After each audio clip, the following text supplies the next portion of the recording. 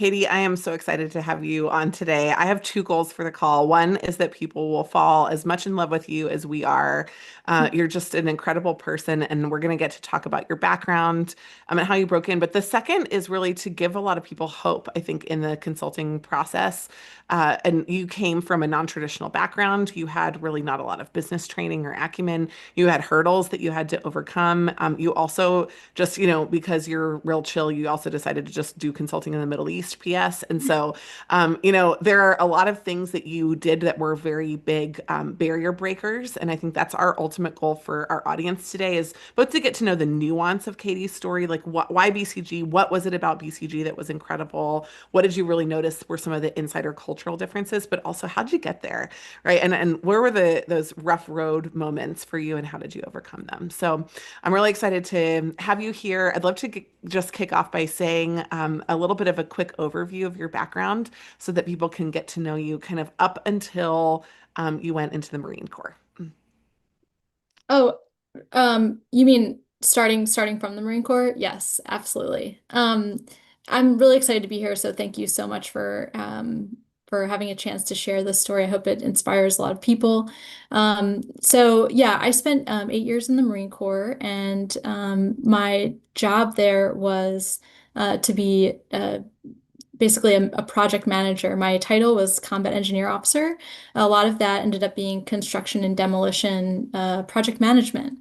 Um, that was an incredible experience for 8 years. And what drove me to the Marine Corps is really what has driven me to the other uh, chapters of my life.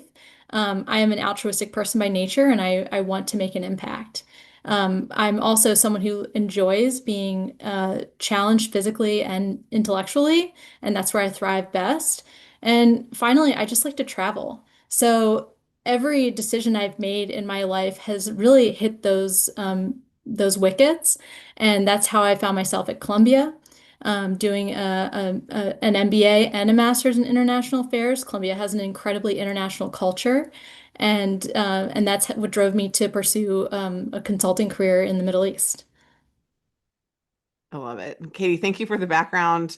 Yeah. Very chill, super, super impressive. No, just kidding. Let's talk a little bit about the Marine Corps, right? You spent 8 years there. Can you tell us about a moment, a conversation, something that happened to you that made you decide to pivot? Because I don't know if you went in thinking you were going to be a lifer or not, but it would just be great to know a little bit of the background of that part of the story. Yeah, for sure. I actually went into the Marine Corps from the U.S. Naval Academy. And for those who maybe don't know, we have a number of service academies in the U.S., and you are required to spend 5 years of service after you complete your undergraduate degree. I actually thought I was going to leave after 5 years, and I ended up staying an additional three. And I was having a lot of fun, but I knew that I wanted to change my career when I was still um, at a place where I could pivot and into a more entry-level role and advance my skill set outside of the military. So 8 years really made a lot of sense. And gosh, the moment there was, I wouldn't say that there was like a moment, but at my last job, talking to my one of my managers, she basically gave me advice. She was actually interested in pursuing a law degree, and she really encouraged me to just really follow like what I wanted to do, not what I thought like I should do, because part of me really felt like I should stay in and pursue a career in the Marine Corps and become like, a representative for women in the military. But the reality is just being a part of the service already was rewarding, and I had done my part, and I could move on and follow a new path.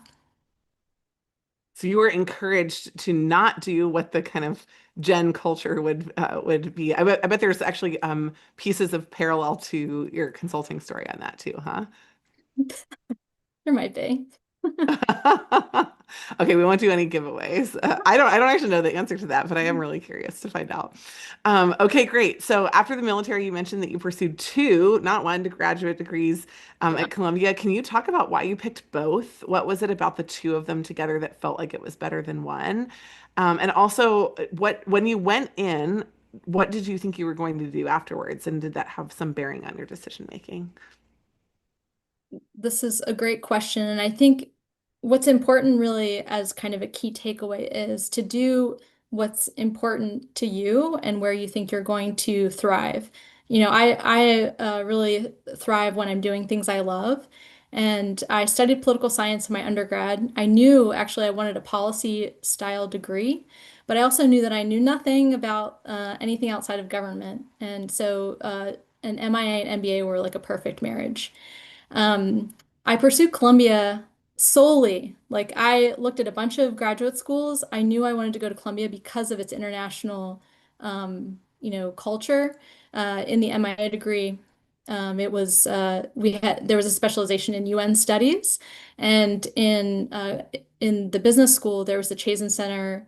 The Chazen Institute, where I knew I could take classes and travel. I took a travel class where we advised startups in Tunisia and then traveled there for 10 days and got to explore Tunisia and also advise some startups, which was incredibly rewarding. Did I know what I wanted to do? Absolutely not. I saw graduate school as a place of discovery to figure out what I would do. I knew nothing about consulting before I came in, and there was kind of this pivotal moment where I realized management consulting would be a great path forward for me. And it was actually doing my first internship with the National Park Service as a mini consultant, realizing that I enjoyed the work, but I wanted the professional growth, the professional advice that I would get from an established firm. Well, that's such a tease. You have to tell us about your time with the National Park Service. That was going to be my Yes. next question anyhow. But like, why did you go there? What did you actually get hired to do? And how was it like consulting, but also how did it leave that door open to know that there was more that you wanted? I was interested in finding ways to be kind of like be myself. And I love the outdoors. Like I said, I thrive when I'm physically and intellectually challenged. I found this really incredible internship opportunity that's been going on for decades, where I worked as a consultant at Badlands National Park for a summer with one other consultant. She was from Yale. And we helped identify organizational efficiencies and a new pricing strategy for one of their tours. I also woke up to rainbows and thunderstorms and all kinds of nature outside because we lived in the park. It was incredible. This was totally, my speed because coming from the military, like being outside and like kind of being kind of in the elements was very natural to me, and it allowed me to gradually ease into a business kind of work environment as well. It was really rewarding, and I was helping the National Park Service.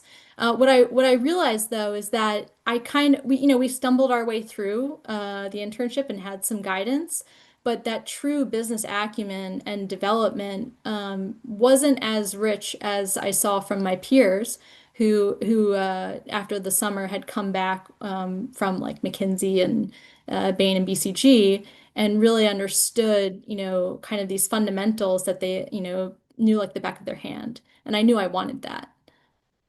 So you were doing the toolkit of a consultant without the training of a consultant or the structure of a consulting firm, right? Those are kind of some of the limitations. That's so interesting.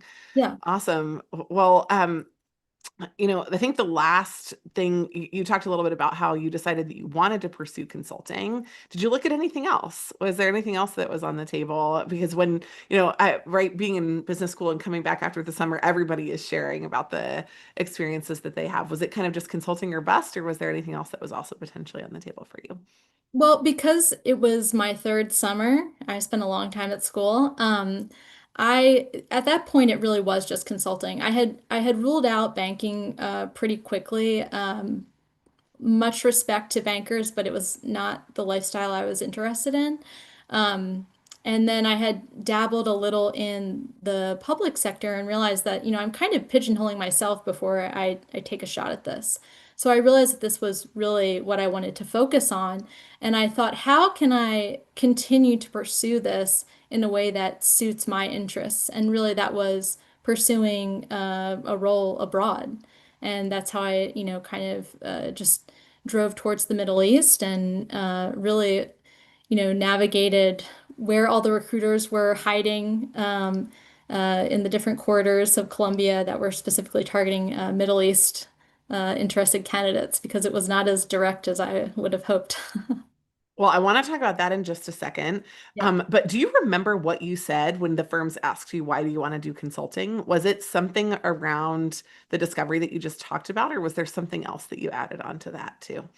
You know, I don't totally remember everything I said, I but barely remember what I had breakfast for yeah. yesterday, right? So, The two things that I generally refer back to are um, my business mini consulting internship with the National Park Service, rewarding but needed more of a toolkit to develop. The other thing is that I really loved the fast-paced environment and intense, austere environments of the Marine Corps and leading teams, and I saw that similarity in the consulting world. So those are two aspects that I thought, okay, how can I like take some of what I really enjoy into the next chapter of my life? And I saw that in consulting. love it. Well, let's talk a little bit about the actual process of breaking in. I mean, you kind of Mhm. just gave us a massive hint that it wasn't easy and it wasn't obvious. And one of my favorite conversations that we always have with the firms, and now that you're with us, you kind of see this even more, is that they're like, it's easy. It's easy. Everybody can figure it out. And like everyone on this call would probably say, no, it's not. Like this is not obvious. It's not easy because everybody knows there's multiple doors in, right? There Like are. they say that there's one door. They don't even often tell you when that door is open or what is, where that door can be found, but they also don't tell you what all the other side doors might be. And so if you think of it like a building that has like emergency exits and stairwells and elevators and other things, like how did you find the places at Columbia that aligned with an interest that you had? Can you talk a little bit about that Middle East focus, why you developed it early, and then also how you found those folks? Mhm. And yeah, you're absolutely right. Even at business school, it is challenging to navigate. Um, the I would say one thing for everyone to know here is that if you feel like you're not totally sure, that's probably okay. Just keep asking questions and try to figure out where your entry point is. So for me, I was excited about the prospect of consulting, but I really wanted to scratch the itch of traveling. I looked around at different opportunities where I might be able to apply and where I would be interested in applying. It really boiled down to a few locations in Europe and the Middle East. Part of that is because the business language is English. I didn't really have enough Spanish to speak fluently, um, business-wise. And what I found really exciting is like big visionary projects in the Middle East, huge international culture, lots of opportunities to travel. Okay, cool. It's checking all the boxes. And so I started asking recruiters that were focused on US based clients or candidates, how do I apply for the Middle East? And they just connected me to someone who's a recruiter in the Middle East. And then I started talking to that recruiter and asking about those deadlines and timelines. Basically, the big thing is just keep asking, like exploring, be curious, and then start talking to those people. And, inevitably, I found people that were from Colombia that had gone to the Middle East. And I started networking and figuring out, okay, um, got it. So where can I apply? It turns out I ended up being able to apply to the Middle East for BCG, Bain, and Strategy End. The rest of the firms were not accepting candidates for the Middle East, but at least I had three that I could apply to. It was a bit of a meandering path because most people are not pursuing that, but ultimately, I just asked a lot of questions and finally found the right people. I love it. Well, let's talk a little bit about your resume because a lot of people are building them and applying right now. And I know you're seeing I about look at 60 all of them. resumes. Yes. Yeah, yeah. Katie sees them. Katie is responsible for all of that, the cutting and the rebuilding of the resumes. But how'd you build yours? What did you think about when you were trying to figure out how to emphasize it? And did you have one resume for all of the firms, or did you kind of have a resume per firm? How did you think about that part of the process too? Yeah, I generally align with management consultants' philosophy, which is one resume for every firm. Consulting firms are looking for pretty much the same set of skills unless you're applying for an expert track or some sort of nuanced path. And what I thought about is, okay, we understand fundamentally what firms are looking for. They want to know that you have some leadership experience, problem solving, critical thinking, analytical skills. When uh, you have a longer resume, like I had 8 years of a career in the past, it was important to think about how can I show in each experience something different while also showing consistency. So, for example, when I was in Afghanistan, the big thing was I was able to manage a lot of stakeholders while leading a team. Great, right? Like, so, like, that was really important to highlight. And then in my last job in the Marine Corps, I had improved the fitness performance of the female trainees, and that was through analyzing historical data and identifying problem areas. So that way, in all of my experiences, I had leadership experience in managing stakeholders, but where I wanted to showcase that was important to think about. And then highlight different experiences. So I would encourage people, I would encourage you all to think about how you have common threads, but also showcase different uh, skill sets throughout your career paths. I love it. Any resume mistakes that you made that you want to share with the group now that you're in charge of Reddit, editing Yes. Oh resumes in the man. team at MC? Like, is there anything that you're just like, oh my gosh, I totally messed this up. I can't believe I still got in anyhow. I would say historically, and this is more for people with like a longer career path, it's falling in love with every experience you have. You just feel like, oh gosh, these experiences are all so important. How can I possibly get rid of one of them? But you know what? Some of them they need to go. So it's important to think about what to let go, so that you can be concise and compelling. And things will come up in conversation. So I had some things on there that I just thought, okay, like this just is redundant. Maybe isn't as impactful as it to someone else reading it as it is to me.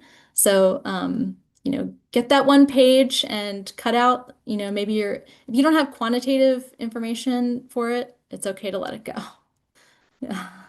Well, let's go beyond the resume now, right? I mean, by the way, couldn't agree more. Yeah. But I want to go beyond the resume because once people have their story down, networking is definitely one challenge that we hear all the time, and we hear, I would say every day, multiple people that are doing it wrong and multiple people that are doing it right.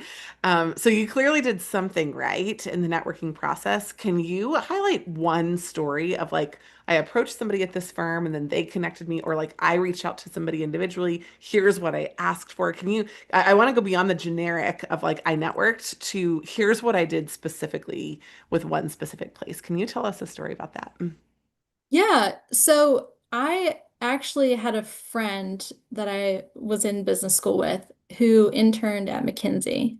And I asked him, "Do you know anyone?" He had interned I think in Australia, and I asked him, "Do you know anyone that maybe is in the McKinsey firm in the Middle East?"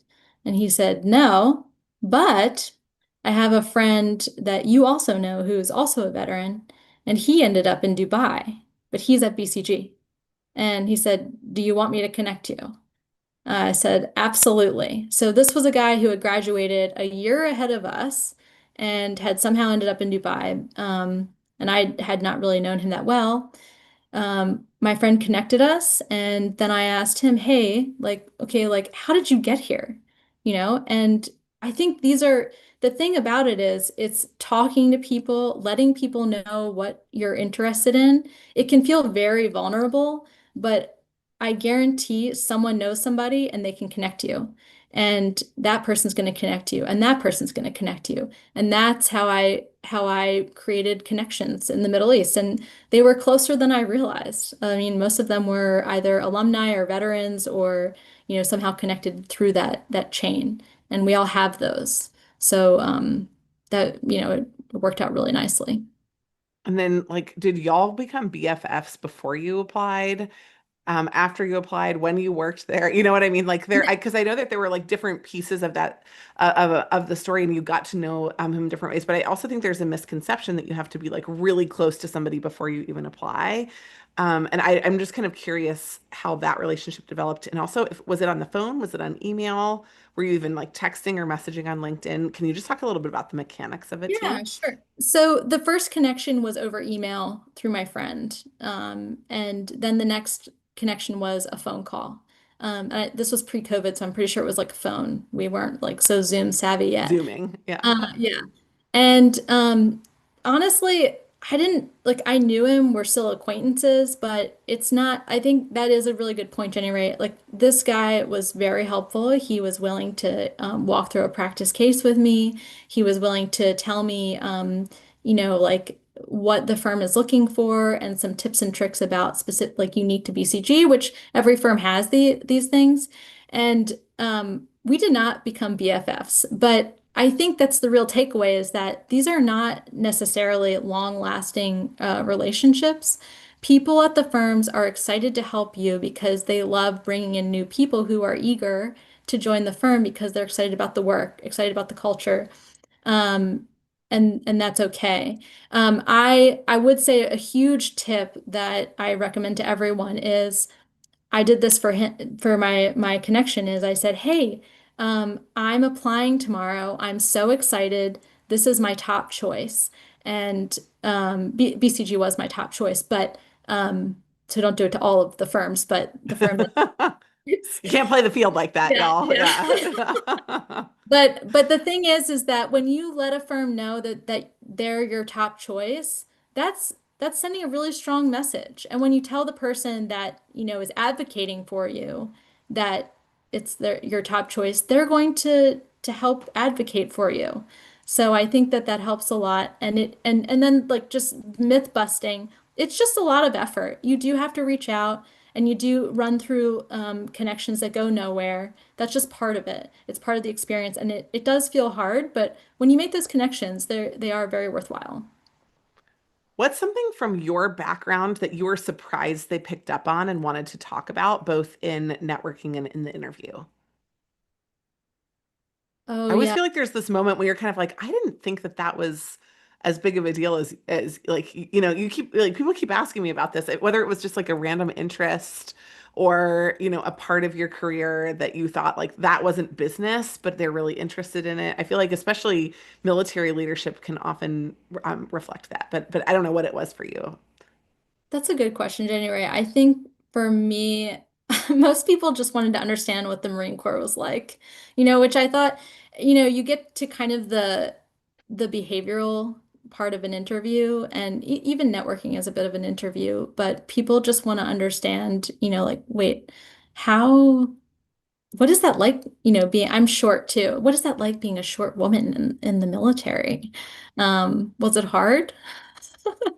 And I think there are aspects like that for everyone. Maybe you're from an interesting place or, whatever. I actually remember, um, I remember I was at a networking dinner, and this was for McKinsey. And I remember one of the consultants that I met, he found out I was in the military and he said, "Oh my gosh, I'm actually really intimidated now. I wish maybe you had just been from like marketing." And so, I That think is, we can't just marketing like that, Katie. That's so harsh. that's how he felt it. I think I just completely threw him off his game. And Mm. the big thing for me, yes, I was in the military, but we all have our unique attributes, and what you really want to do is be able to share them with kind of like joy and pride, in a relatable way, so that you can connect, and that's what the firms really want to see that you're going to be someone they want to work with and that you can connect across different lines. I just want to give a reflection on that because I've never thought of it like that. But my answer to that question, which I've never asked that question of anybody before, but I try not to ask questions that I wouldn't know how I would answer because I think they're Okay. unfair. My answer was sailing. I sailed across the Atlantic Ocean, and everybody's Oh, question wasn't like, "What leadership skills did you develop while you were in?" It was just like, what's it like in the middle of the ocean? Like, right, you know, so what's it like is actually a really good hook when you're thinking about building stories or interests or even your background, which is why I think like one of our goals when we're writing resumes is to be more specific because we're trying to create a really vivid example of what it was like to be at like Google in 2014 or to like build this AI startup right now, right? It's like what was it like to be in that moment at that place? And I think your interests often can engage people in that. So I don't know. I love that. I think about client relationships. Those are the conversations we really have with clients. It's not like, tell me about your P&L, right? It's like, tell me about what it was like to be in the military. That's what you talk about. A great point. Maybe just to kind of like riff off of that real quick is that in resumes and in conversations, it really, yes, everyone needs to have some sort of impactful metric, and that can seem, it can seem like contrived sometimes, but the metric is important, and just as important, instead of having a generic reason that you were able to make a difference, what that unique story was, right? Because you and I could have done, something impactful and, improved, efficiency by 20%. But the story of what we improved is also relevant. It's what makes each individual unique and sets people apart. That's good. Well, let's move on from background because Mhm. clearly that helped you get an interview. Well done. But then you had a case. Uh-oh, right? Oh, yeah. How did you go from what is a case to like I'm gonna get an offer at BCG? What was your process like? So my first step was realizing very late in the game that I wanted to pivot into consulting from the public sector in my last year at Columbia. And that was initially set on with a lot of stress, trying to figure out how I'm going to figure this out. So I joined the consulting club and But you started. kind of had missed a lot of the like, here's what a case Oh, is, I right? missed all of it. Yeah. And, most of my business school class had graduated, and I had like a new class because I was a dual degree. So I'm joining the consulting club, trying to do practice cases with peers. And, this, like, I probably spent like, I maybe spent a month just feeling like I didn't know what direction I needed to go in and not really being clear on what I needed to learn, how I needed to learn it, and how I was going to get to interviews. So I actually, I mean, honestly, because I had learned about different structured programming like management consulted. I actually remember asking you, Jenny Ray, because we were classmates at one point. This kind of like it like ticked like this memory in my brain. Like I had this memory of like there are programs out there that can help people. So I just went online, looked at management consulting. I was like, this is what I need. It is, it gives me a plan. It tells me everything I need to know. And I also get a coach, and that's exactly what I need. Um, I just dove right in. And I think the point of it is that for me, coming from a non-business background, even in an MBA program, a lot of people have this what has become natural for them, business acumen because of their backgrounds. And I didn't have that yet. So I knew I needed extra help, and I did this on the side. I dove right into mental math for consulting, all the case interviews and the fit interviews. I built all my stories, and this was me over Thanksgiving and Christmas, sitting at my family's house, isolating myself with a notepad, writing out stories and doing practice cases. Um, I came out of that knowing that I had a foundation, and now I knew what a case was, and I was ready for interviews when I came back to school. It was like kind of like lost to panic to trying, meandering, and then getting structure. So a few steps before, and then realizing that if I, in hindsight, I would, people who do it before they even start business school, I think you're setting yourself up for success because you're really coming in ready, and then you're just kind of fine tuning as you go through. Yeah. So good. look, to your credit, I mean, we gave you a structure, but you actually did the homework. You know, I think the most common question that we get, which you didn't ask, which is probably one of the big secrets of your success, is how little of this do I have to do? And you did it all, right? You were just like, if I do all of this, I will know that I did everything I could have. Because sometimes you can't control it all, but you can control that level of input. And I just want to give you kudos because that's not how everybody attacks the process. So our structure made it, made it simpler potentially, but like you did the work. So well done. Yeah. Um, we never knew that we would come back to work together because in the middle, you got an offer with BCG. So tell us about what you noticed because you interviewed with more than one firm. What did you notice about the BCG interviews that were distinct? Why did you pick BCG? And then I'll ask like one or two questions about your role, and then we'll move to audience Q&A. Yeah. So I through networking, realized how different each of the firms really were. It's hard to see that when you just hear a bunch of names. And networking really does give the candidate a chance to understand the different cultures and where you might fit in. So I really was drawn to BCG. I think BCG and Bain were probably like I connected with the best. That could have been circumstantial based on who I met, or it just, culturally was a better fit.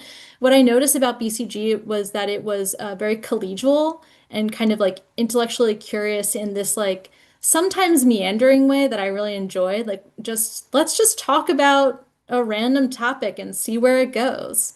I do remember on my final one of my final round interviews, one of the partners asked me about the elevator industry. I genuinely cannot remember what I said, but I enjoyed the conversation. I just remember enjoying like exploring this topic, this industry, and where it might be going and how it might be, who might be winners and losers. And it was just interesting and I enjoyed it. Um, I I applied to MBB and Big Four, um, all Middle East oriented where I could. McKinsey, I was pursuing the UK, and then the rest were locally. I interviewed for McKinsey and Bain, did not get McKinsey. I was one of the partners called me actually with Bain, and they said it was literally between you and one other person, and it was just like a very minor step up the other candidate had on you. We'd love for you to reapply in the future, and I'd be happy to help you. And then BCG, I got the offer.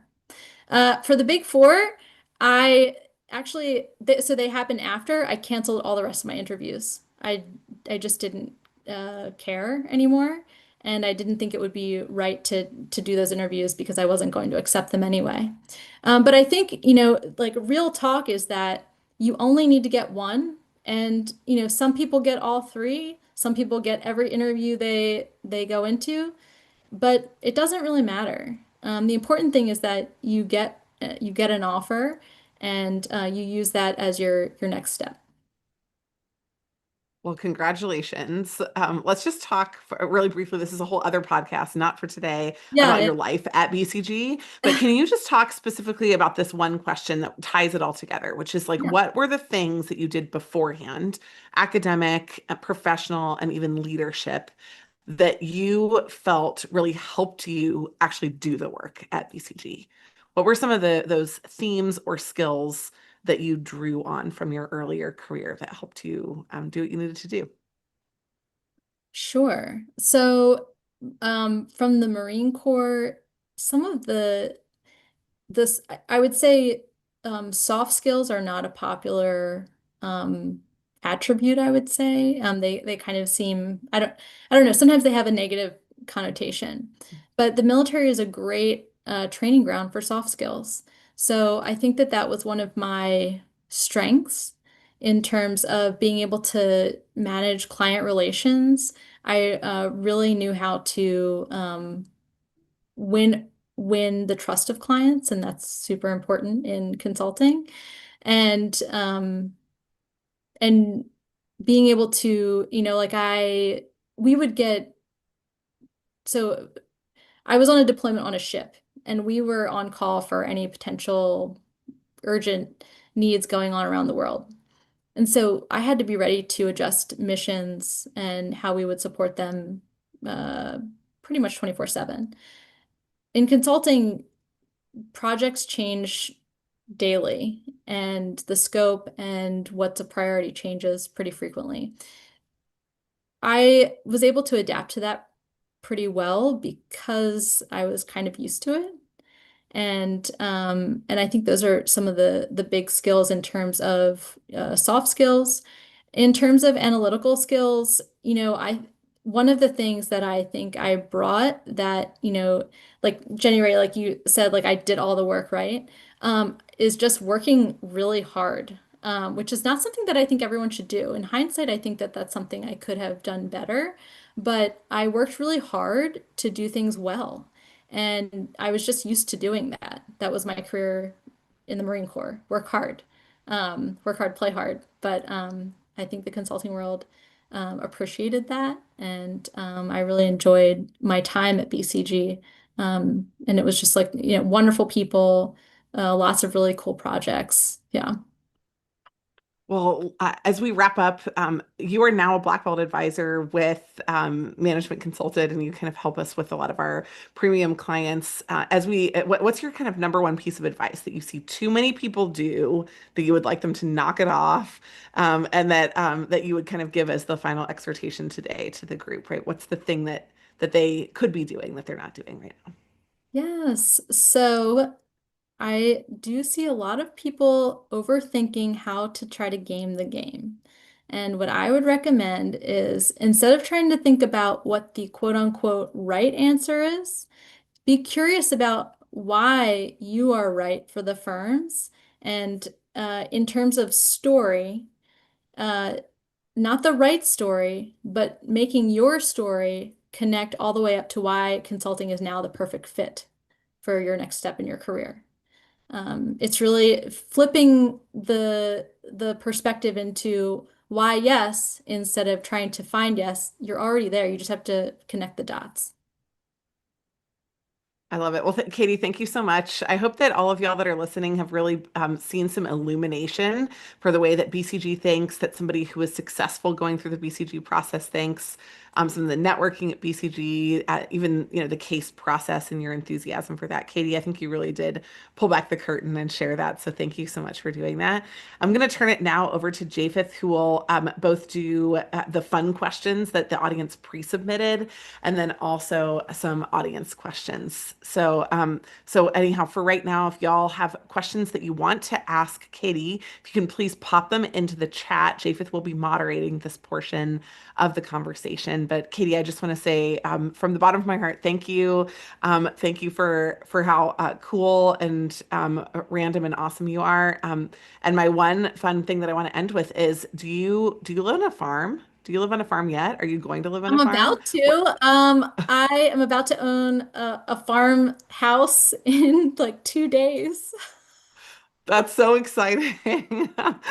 So if anybody, just so that y'all know, like we can spend a lot of our time talking about like how to break down a profitability business and, but then like here we are talking about like what was it like as a small woman in the Marines and what was it like in the middle of the Atlantic Ocean and like what animals do you have on your farm? Like engage in real conversations with real people. And I think you're going to have a lot of fun in this process. No matter where it leads you, it's going to lead you to a relationship. And I think that's always worth it. So thank you, Katie, for really highlighting that for the group today. Japheth, I'll turn it over to you. Love it, love it, love it. All right. Thanks so much, Jenny Ray. Well, we've got a few minutes left, and so let's rock right into some questions. I see some coming into the chat here, so we'll take those. We'll take a few of the pre-submitted questions. But first, I've got just a couple of fun questions to ask you, Katie. All right. Ready for some rapid fire questions? I'm so ready. All right. Talk to me about the most interesting project that you worked on at BCG. Yes. Small disclaimer, they're all interesting. It's hard for me to pick, but one that I worked on that I found really, really rewarding and interesting was working on a government's uh, um, basically one of their census surveys. and or census style surveys, and we were able to improve the accuracy of that survey. Pretty cool. Pretty cool because then when I saw the surveyors going around the country, I was like, yes, it's real. That's awesome. Love it. You get to see that kind of that real world like impact of what you did. Yep. All right, favorite city that you've lived or worked in? Also a difficult question. I love Riyadh. It's more international than I think um, is known commonly. I didn't know before I went there. And there are so many really cool random restaurants. There's this really awesome Korean restaurant that I used to go to that was like 2 blocks from my house. So yeah. Beautiful. It's on my list. All right, final one here is what's your go-to way to reset after a busy or stressful day? Yes. So I love to be physically and intellectually challenged. A rigorous workday sitting at a laptop, I need movement. So I'm gonna go for a walk and I'm gonna watch a few little shorts of comedians. I love comedy. I think it always brightens the day. Yeah. I love it. I love a good comedy set. Beautiful. All right, thanks so much, Katie. Well, we're gonna now turn to the chat. So there's one question about black belt. Um, Within black belt, do you also help preparing for the online assessment? I can just take this. Like, Oh yeah, yes. we do. So yeah, we do. So we've got a section in our online resources to help you prep for these assessments. Great. All right. If somebody has a GPA under 3.5, should they even hold out for an interview? Oh, yeah, you definitely should. So, it's a whole package interview. It's not just about one, uh, factor on your resume or on your transcript. But you need to really network and you need to have strong, compelling stories and show why you're a value add. Love it. All right, question about referrals. Are school alumni the best referrals for consulting?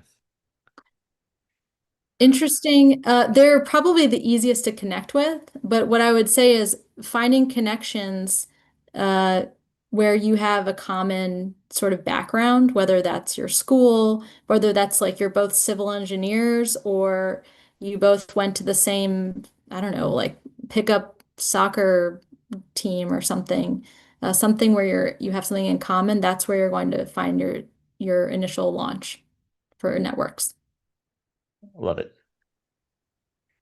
So, talking about gaps in resumes, do you need to mention every experience that you've ever had? You know, if you're transitioning to consulting. If not, how do you fill a gap on your resume? And this might be a good opportunity to chat about strategy sprint as well. But Katie, over to you.